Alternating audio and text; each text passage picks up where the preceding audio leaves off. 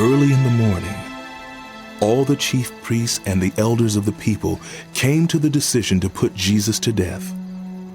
They bound him, led him away, and handed him over to Pilate the governor.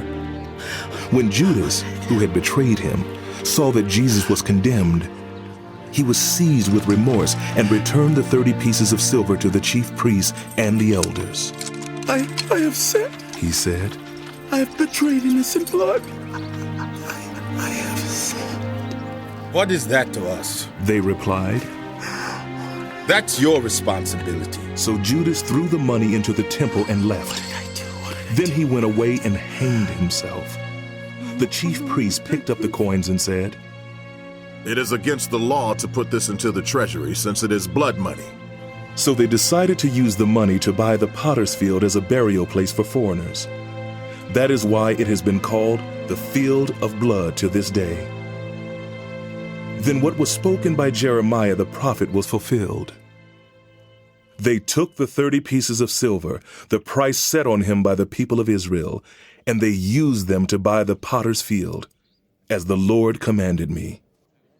Meanwhile, Jesus stood before the governor, and the governor asked him, "Are you the king of the Jews?"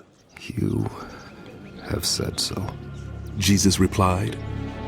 When he was accused by the chief priests and the elders, he gave no answer.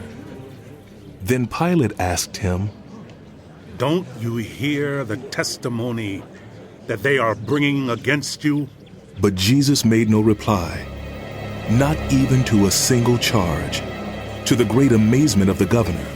Now it was the governor's custom at the festival to release a prisoner chosen by the crowd. At that time, they had a well-known prisoner whose name was Jesus Barabbas. So when the crowd had gathered, Pilate asked them, "Which one do you want me to release to you? Barabbas or Jesus, who is called the Messiah?" Give us Barabbas! For he knew it was out of envy that they had handed Jesus over to him. While Pilate was sitting on the judge's seat, his wife sent him this message. Don't have anything to do with that innocent man, for I have suffered a great deal today in a dream because of him. But the chief priests and the elders persuaded the crowd to ask for Barabbas and to have Jesus executed. "Which of the two do you want me to release to you?" asked the governor. Barabbas! They answered. "What shall I do then with Jesus, who is called the Messiah?" Pilate asked. They all answered. "Why? What crime has he committed?" asked Pilate. But they shouted all the louder. When Pilate saw that he was getting nowhere, but that instead an uproar was starting, he took water and washed his hands in front of the crowd. "I am innocent of this man's blood," he said. "It is your responsibility." All the people answered. His blood is on us and on our children! Then he released Barabbas to them, but he had Jesus flogged and handed him over to be crucified. Then the governor's soldiers took Jesus into the praetorium and gathered the whole company of soldiers around him. They stripped him and put a scarlet robe on him and then twisted together a crown of thorns and set it on his head. They put a staff in his right hand as a scepter. Then they knelt in front of him and mocked him. "Hail! Hail! King of the Jews!" they said. They spit on him and took the staff and struck him on the head again and again. After they had mocked him, they took off the robe and put his own clothes on him. Then they led him away to crucify him. As they were going out, they met a man from Cyrene named Simon, and they forced him to carry the cross. They came to a place called Golgotha, which means the place of the skull. There they offered Jesus wine to drink, mixed with gall. But after tasting it, he refused to drink it. When they had crucified him, they divided up his clothes by casting lots. And sitting down, they kept watch over him there. Above his head, they placed the written charge against him. "This is Jesus, the King of the Jews." 2 rebels were crucified with him, one on his right and one on his left. Those who passed by hurled insults at him, shaking their heads and saying, You, who are going to destroy the temple and build it in 3 days, save yourself. Come down from the cross if you are the Son of God.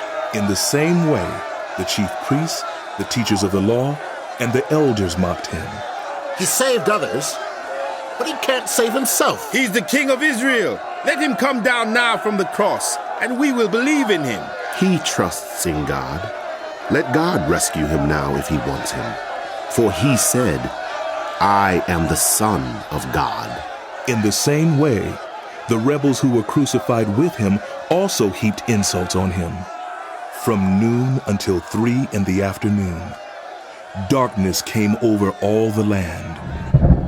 About 3 in the afternoon, Jesus cried out in a loud voice,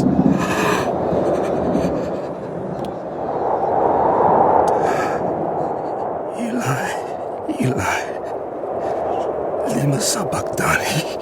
which means, My God! My God! Why have you forsaken me?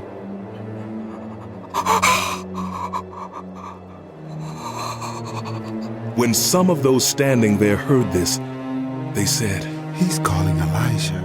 Immediately, one of them ran and got a sponge. He filled it with wine vinegar, put it on a staff, and offered it to Jesus to drink. The rest said, Now leave him alone. Let's see if Elijah comes to save him. And when Jesus cried out again in a loud voice, he gave up his spirit. At that moment, the curtain of the temple was torn in 2 from top to bottom. The earth shook, the rock split, and the tombs broke open. The bodies of many holy people who had died were raised to life. They came out of the tombs after Jesus' resurrection and went into the holy city and appeared to many people. When the centurion and those with him who were guarding Jesus saw the earthquake and all that had happened, they were terrified and exclaimed, Surely he was the Son of God. Many women were there, watching from a distance. They had followed Jesus from Galilee to care for his needs. Among them were Mary Magdalene, Mary the mother of James and Joseph, and the mother of Zebedee's sons. As evening approached, there came a rich man from Arimathea named Joseph, who had himself become a disciple of Jesus.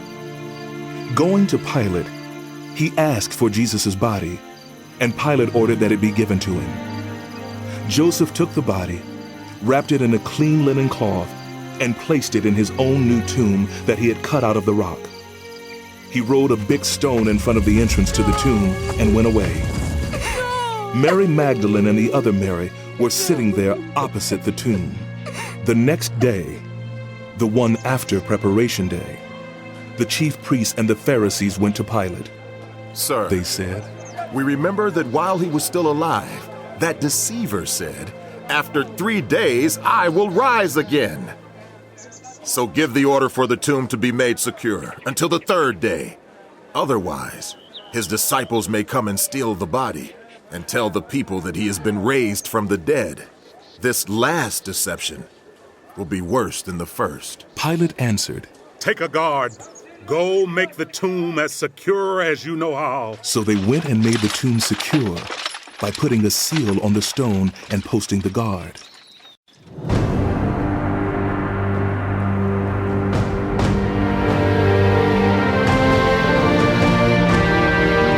Inspired by